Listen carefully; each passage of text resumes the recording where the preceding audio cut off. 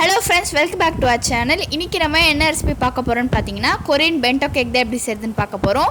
இந்த கேக்க வந்து லஞ்ச் பாக்ஸ் கேக்னு வந்து சொல்வாங்க. இது கூடவே நான் வந்து buttercream frosting வந்து செஞ்சிருக்கேன். இது ரெண்டுத்தையுமே நான் எப்படி செஞ்சேன்றதை வாங்க இன்னைக்கு வீடியோக்கு போய் பார்க்கலாம். இதை செய்யறதுக்கு வந்து இந்த மாதிரி ஒரு பவுல்ல வந்து 1 கப் அளவுக்கு நம்ம பால் சேர்த்துக்கலாம். அது கூடவே வந்து லெமன் ஜூஸ் வந்து கொஞ்சமா சேர்த்துடலாம். இது சேர்த்துட்டு வந்து நல்லா வந்து கலரி விட்டுருங்க. இது 5 நிமிஷத்துக்கு வந்து அப்படியே தனியாக வச்சுருங்க. இது வந்து நல்லா திரிஞ்சு வரணும். இந்த மாதிரி வந்து திரிஞ்சு வந்ததுக்கப்புறமா வந்து இது கூடவே நம்ம ஒரு 1/2 கப் அளவுக்கு பவுடர் சுகர் வந்து சேர்த்துடலாம். இதை சேர்த்துட்டு வந்து நல்லா வந்து பீட் பண்ணிவிடுங்க. இதை வந்து நம்ம நல்லா கலரி விட்டதுக்கப்புறமா இது கூடவே நம்ம ஒரு 1/3 கப் அளவுக்கு வெண்ணெயோ இல்லை வந்து எண்ணெயோ நீங்கள் சேர்த்துட்டு நல்லா பீட் பண்ணிக்கலாம். இது கூடவே ஒரு 1/2 கப் அளவுக்கு நம்ம மைதா சேர்த்துக்கலாம். அதுக்கப்புறமா வந்து ஒரு 1/4 கப் அளவுக்கு கொக்கோ பவுடர் சேர்த்துக்கோங்க. ஒரு டீஸ்பூன் அளவுக்கு பேக்கிங் பவுடர், அதுக்கப்புறம் ஒரு 1/2 டீஸ்பூன் அளவுக்கு பேக்கிங் சோடா சேர்த்துட்டு 1/4 டீஸ்பூன் அளவுக்கு உப்பு சேர்த்துட்டு நல்லா கலரி விட்டுடலாம். இந்த அளவுக்கு வந்து நம்மளோட கன்சிஸ்டன்சி இருக்குது.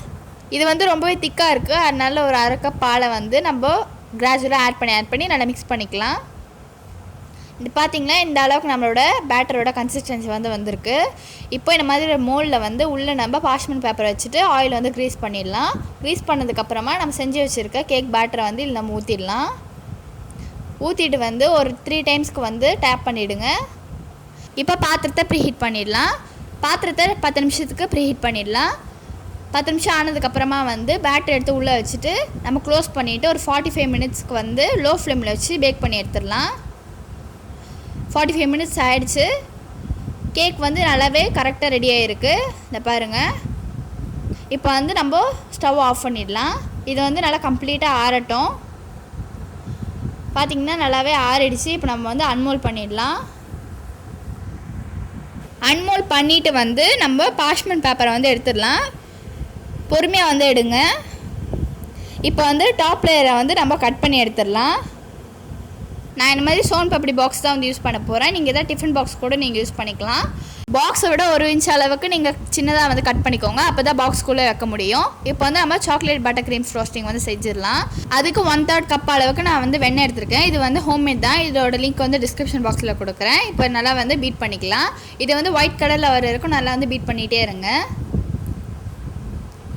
இந்த மாதிரி நல்லா பீட் பண்ணிகிட்டே இருக்கணும். பார்த்தீங்கன்னா வந்து கலர் சேஞ்ச் ஆகிருக்கு.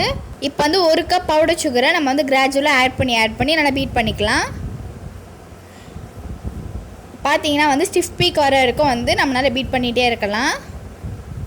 நீங்கள் எடுத்துக்க கேக் சைஸ் பொறுத்து வந்து நீங்கள் பட்டர் வந்து யூஸ் பண்ணிக்கோங்க.